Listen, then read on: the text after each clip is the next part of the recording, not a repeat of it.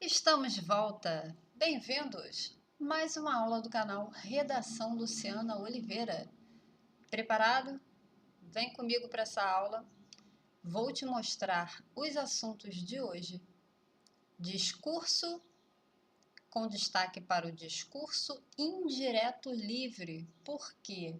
Porque é esse discurso que acompanha o narrador onisciente, que é o narrador do nosso conto Amor, de Clarice Lispector. Para você que está chegando agora no canal, já temos uma playlist muito bacana com algumas aulas sobre o conteúdo que mais caiu nas provas anteriores da UERJ, da primeira fase, primeiro exame de qualificação. Olha que capa linda, Clarice Lispector. Vamos começar com uma breve explicação, com uma revisão, definindo, passando para você os conceitos importantes, tá? Discurso indireto livre. Exemplos. Nós temos o discurso direto, que é o mais fácil de identificar. Tá aqui, ó.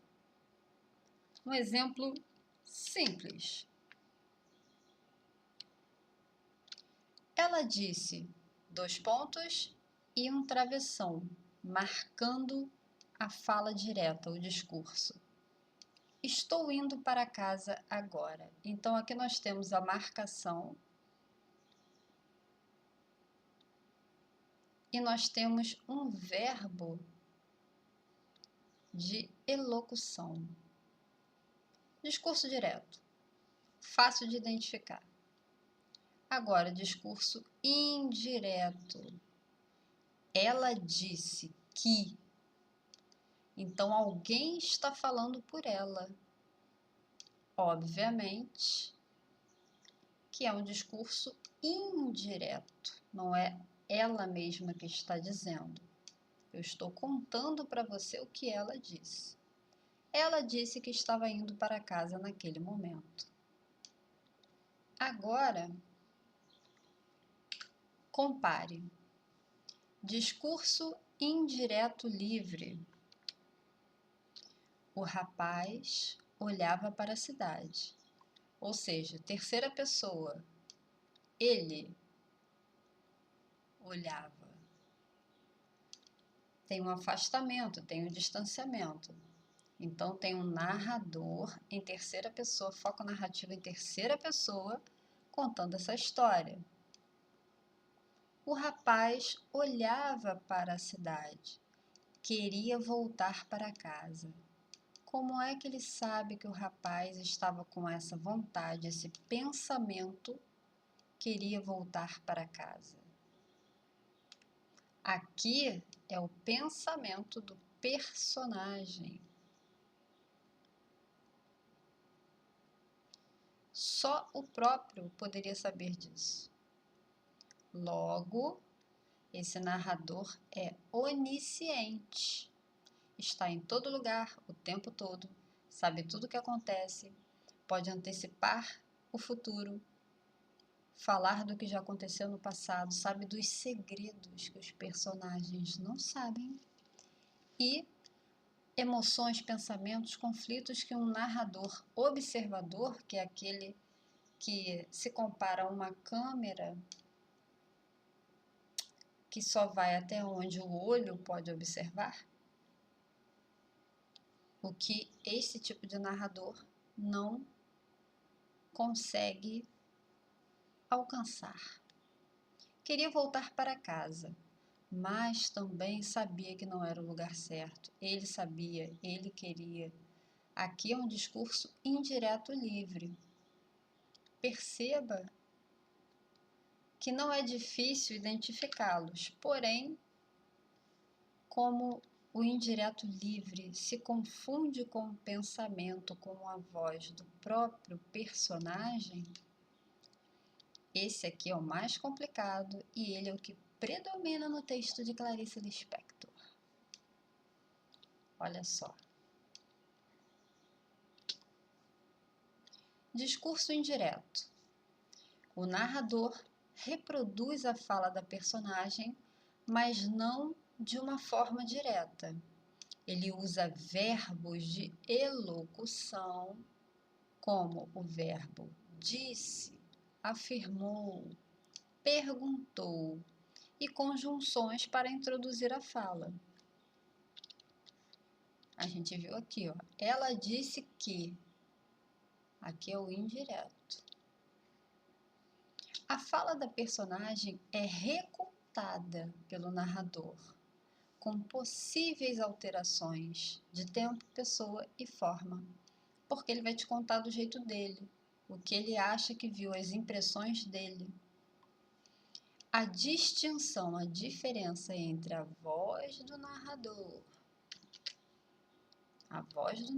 e a voz da personagem é clara, com o narrador assumindo a posição de relator dos fatos. Agora, discurso indireto livre. Esse é difícil, porém não é impossível. O indireto livre. O narrador e a personagem parecem fundidos, você não consegue separar, diferenciar, na maioria dos casos, em um único ponto de vista, fundidos em um único ponto de vista. O narrador assume os pensamentos e sentimentos da personagem como se estivesse dentro da mente dela. Olha aqui, isso aqui é importante, hein? Não há verbos de elocução, diferente do indireto.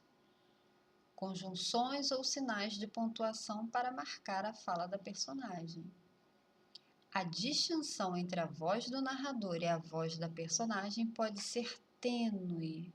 É tênue, é fino, é delicado, é frágil. Aqui, ó. A distinção entre a voz do narrador e a voz da personagem pode ser tênue, fina, frágil, criando uma sensação de quê? De fluxo de consciência. É exatamente o nosso assunto.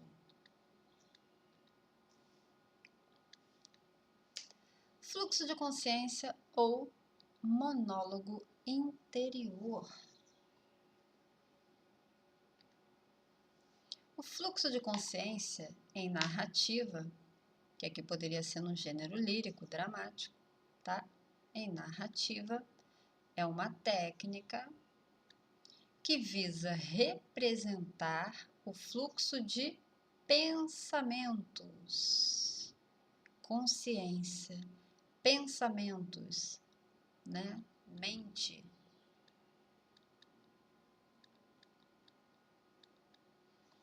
Emoções de um personagem imitando, aqui também estava, ó, representar, imitando o processo de pensamento natural, ou seja, real, né? É uma simulação fora da ficção, não ficcional.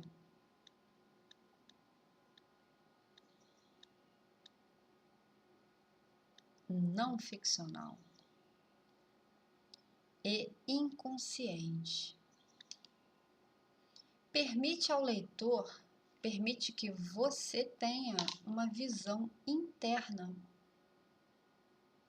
da mente, da personagem, com pensamentos, associações, emoções e memórias.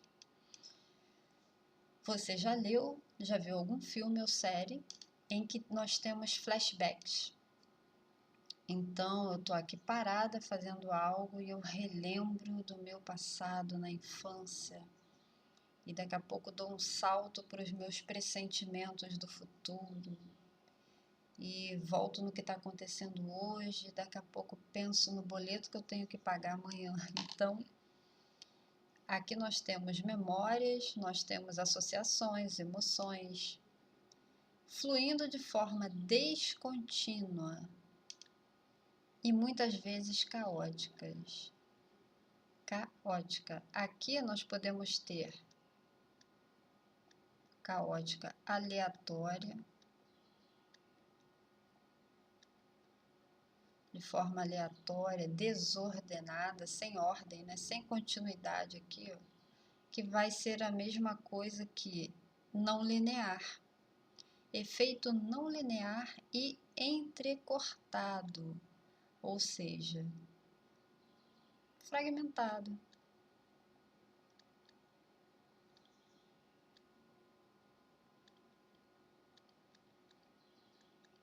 Na busca de simular a nossa atmosfera mental, de certa forma caótica, mas fascinante, como se realmente experimentássemos no conto, né? É uma simulação, como se realmente experimentássemos uma imersão, um mergulho total nos pensamentos da personagem. O fluxo de consciência ele pode acontecer, você tem lá 3 personagens e o narrador começa aprofundando os sentimentos do primeiro personagem. Não se detém muito nas descrições externas e já passa para os sentimentos e pensamentos, reflexões do segundo personagem. Quando isso acontece com vários, você tem um fluxo entre personagens, entre consciências, né? A questão do discurso indireto livre também chega a provocar esse fluxo de consciência, porque o narrador se mistura, a voz do narrador se mistura com a da personagem principal. Só que aqui, ó, monólogo é apenas a personagem principal. É como se fosse o pensamento dela realmente natural, sem interferência do narrador. Porém, acredito que a UERJ não vai cobrar essa diferença. Então, eu coloquei tudo no mesmo pacote. Prosa intimista.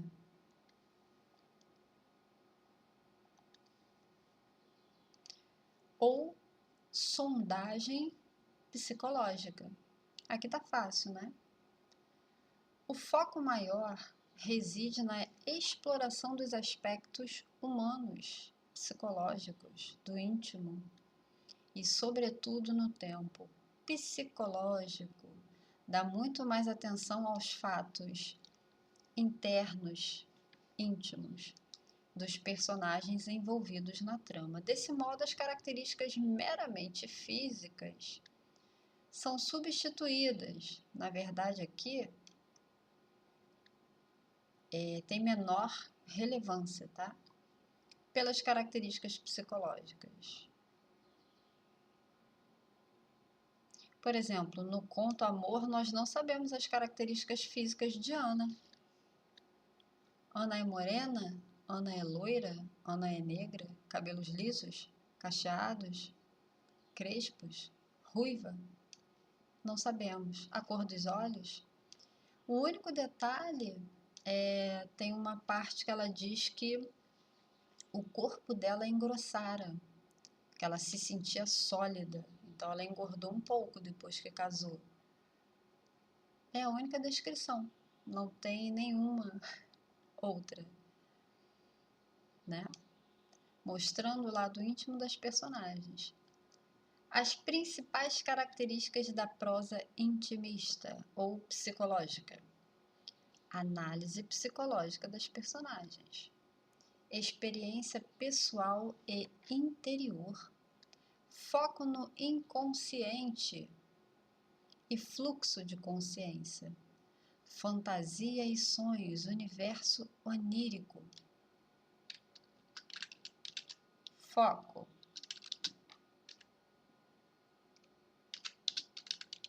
Em terceira pessoa, gera um discurso.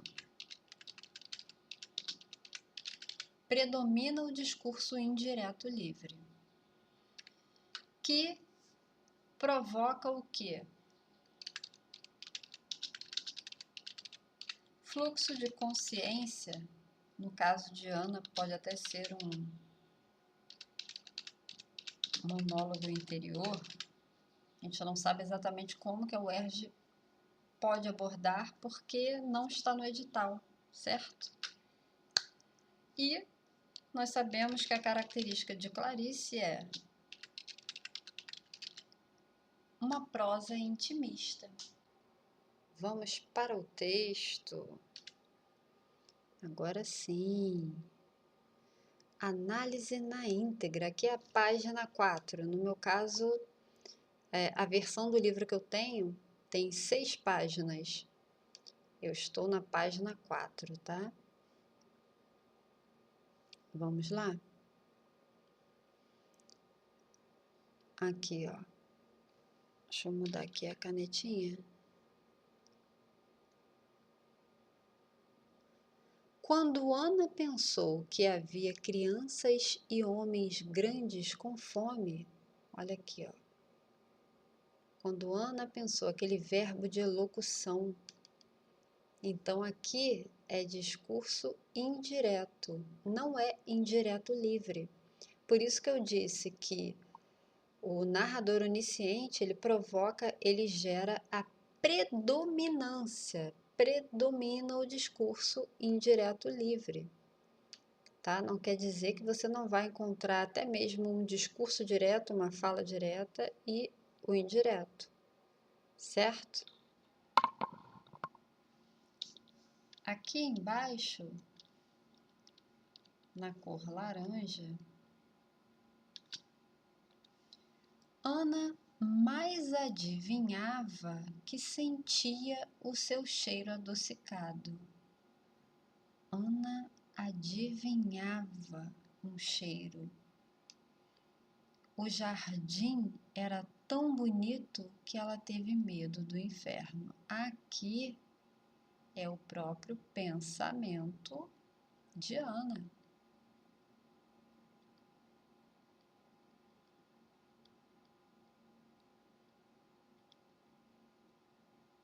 Discurso indireto livre.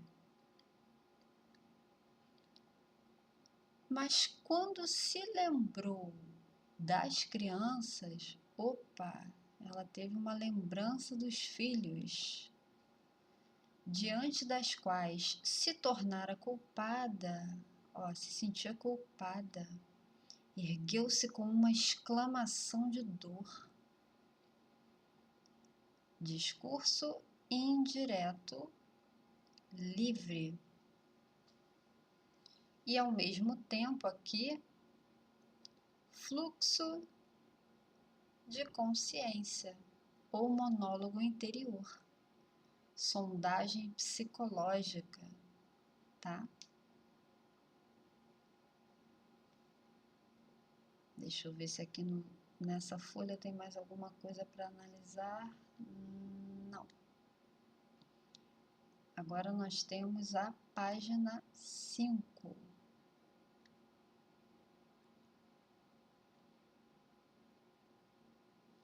Vamos para a página 5.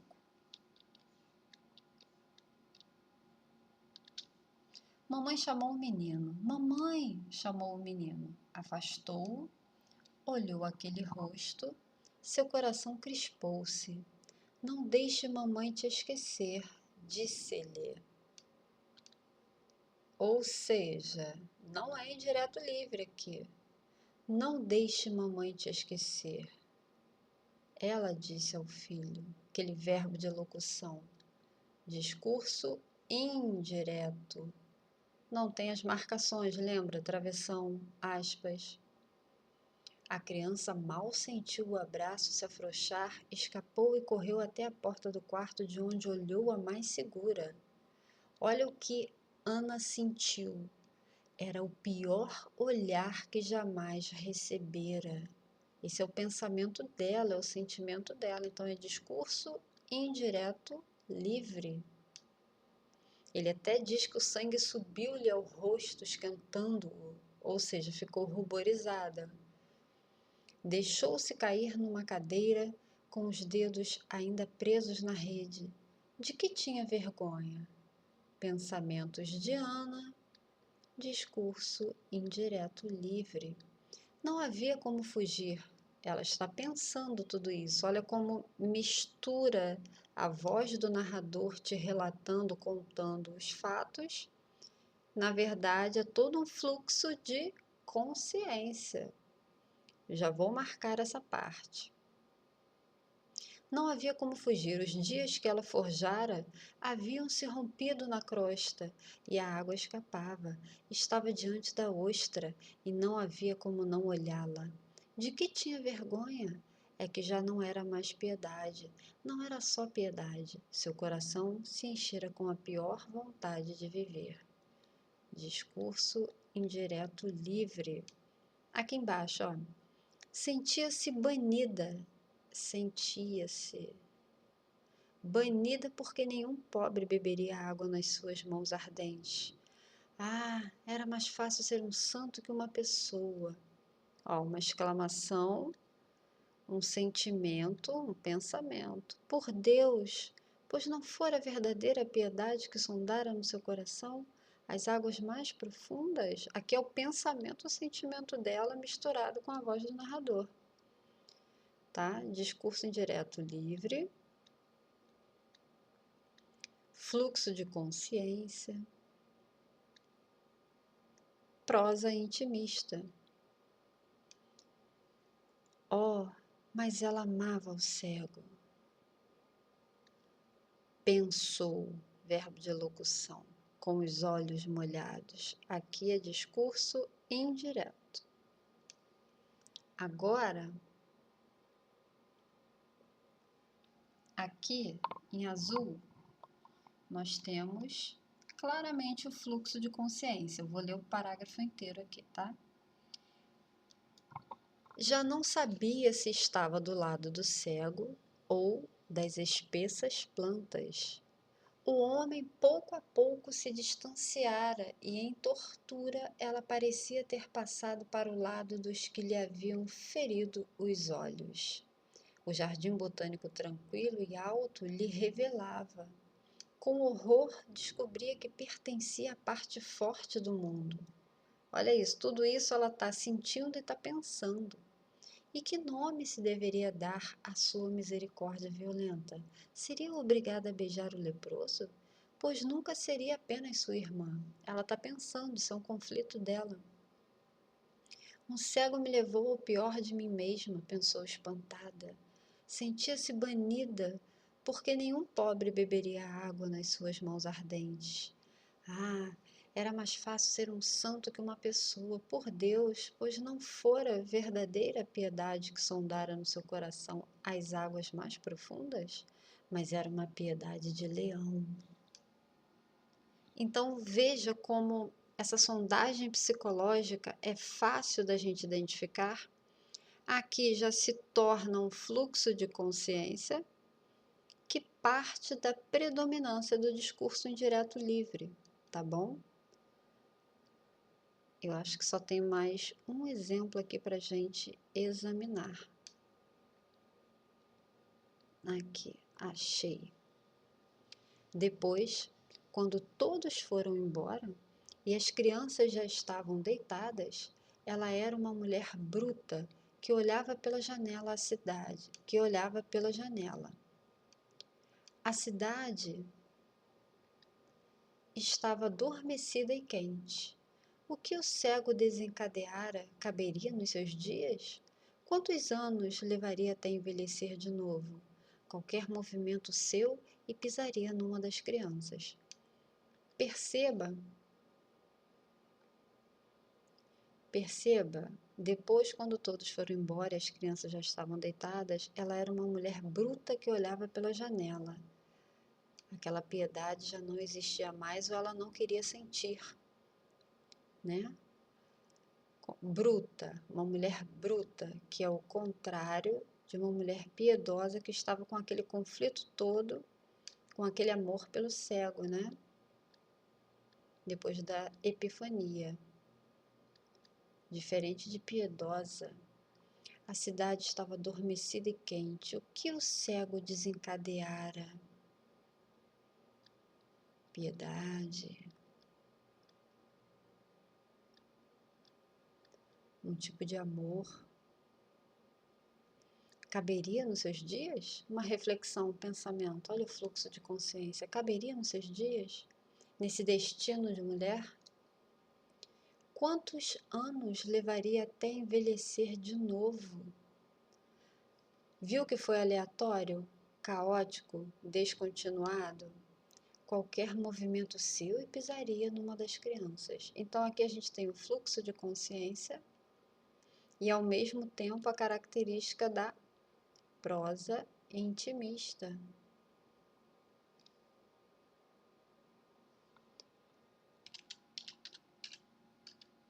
Misturam-se